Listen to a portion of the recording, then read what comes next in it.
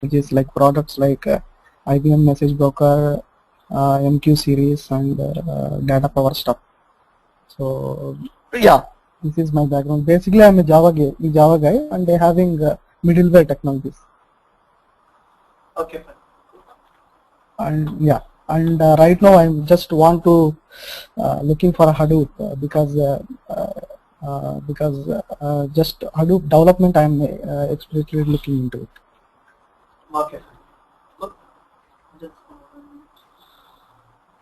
So, Vimal, Yeah, Jitin. okay, fine, not so, okay. Because I had some issue, technical issue, that's the reason I got that. So, Animesh, myself, I'm Jitin. So, I'm going to be your technical trainer for Hadoop technology. So, Okay. regarding my career, having worked into so many organizations like Thomson Reuters Private Limited, Isosoft Private Limited, now Sheet4Tech, IBM India, currently I'm associated with Flytex. So I have been into big data technology and analytics throughout my career. Currently I'm taking the role of a senior engineer for big data products, a company called Flytex Private Limited.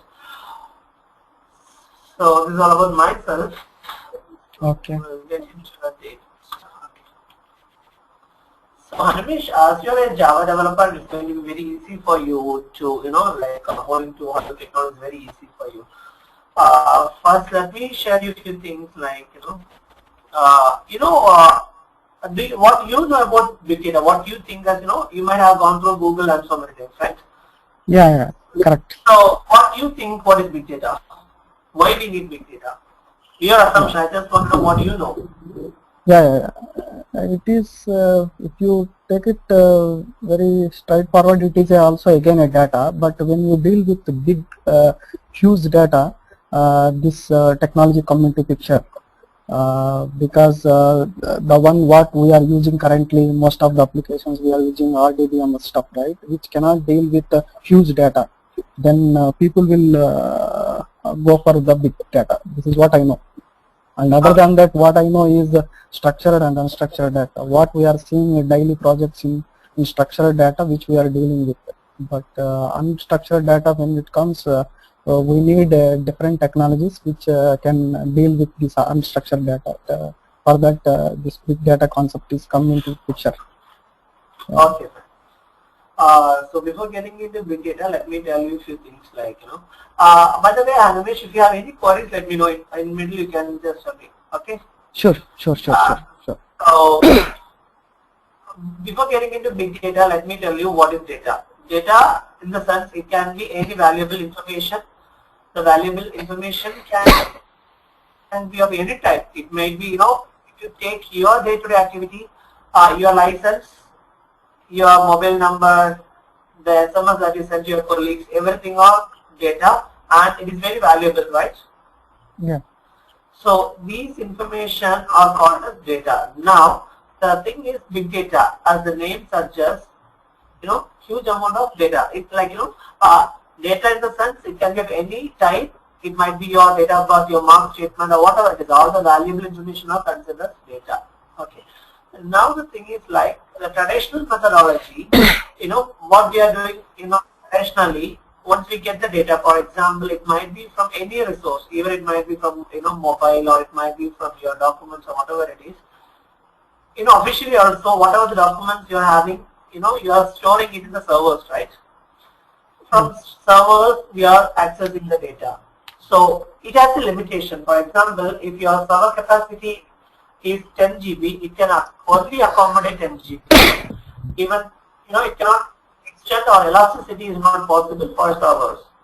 So that is what the traditional technology, what we call the traditional methodology, where we put on the data in servers. From servers, we are accessing the data. Now the problem here is servers. So once, for example, think, that every day we are getting so many clients, right? For every organization, they are getting new clients, and the documents and whatever the data what we require, the size of the data is also increasing day by day. And once the size of the data increase, of course, we need to increase the size of the servers. To increase the size of the servers, we are getting new servers, and we are putting these data into that server. Now the problem comes here is, once you get new servers, the cost of the servers is going to be very huge, because every time you have to buy new servers. Once the data size increases, you have to get a new server. So cost is very high. If there are 10 servers, you need to appoint a resource to monitor or to maintain the servers. So again, the human resource need is increasing, and we will get technical issues like file corruption or data loss. These things will happen in servers. So this is the traditional technology which we are following right now. So now comes the big data. So consider, I am giving a real-time scenario. Consider Facebook. It is, it is estimated that 950 million of users around the world are using Facebook. It might be a person might be having one account, or it might be two accounts, or whatever it is. It's considered 950 million of users are using Facebook every day. And per user, for example, one user is generating around 10 KB of data per day.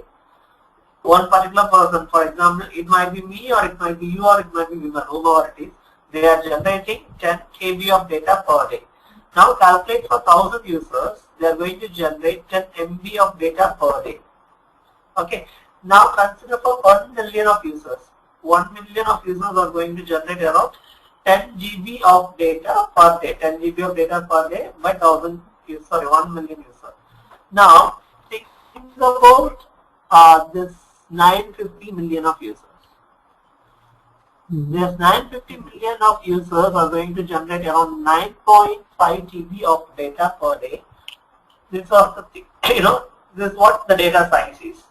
So it might be, it can increase or it can decrease. It's up to the network what we use for. It's just an example for Facebook. We don't have only Facebook. We have Twitter. We have so many concepts like even if you go for government officers, there are records.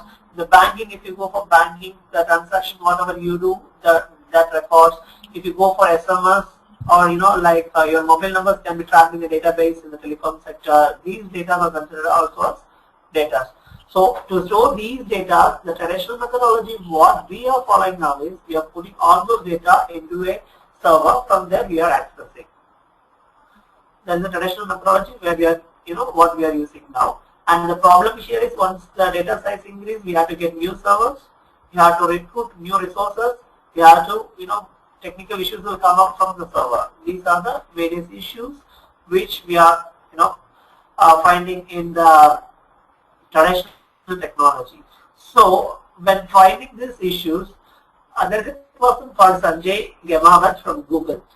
He found a similar issue. Every day these many amount of data are generated from different, different sectors, and we are storing this in different servers and processing, time consuming, everything. He found it out. So he introduced, technically he did some researches and he produced two papers. One is called GFS. GFS is nothing but Google File System, and the other paper is called MRF, that is MapReduce Framework. So the first one, GFS, Google Framework File System. Google File System is completely meant for storage, where MapReduce Framework is completely meant for processing. So instead of storing the data in the server, he found a new concept where we are going to put all the information in the cloud. The concept here is cloud. From cloud we are going to access the information and we are going to process it. So for that he introduced concept like the paper he found was GFS, Google File System, and MRF, that is the MapReduce Framework for processing. So what happened is once he produced the paper, there were two persons called Daskati and Ketrila from Yahoo. They overcome this paper, this is a huge process where we cannot do so many things.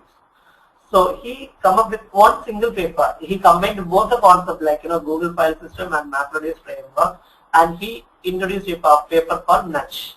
Nudge is nothing but he gave the name Nudge because of his wife. His wife's name is Nudge, so he has given the name of Nudge for this paper. He generated a paper called Nudge. That's a combination of both GFS and MRF. So when it got introduced to the market, it has been introduced as Hadoop. How this name Hadoop comes to the picture is Duck Cutting's son was playing with a toy elephant, which was in a revolution color.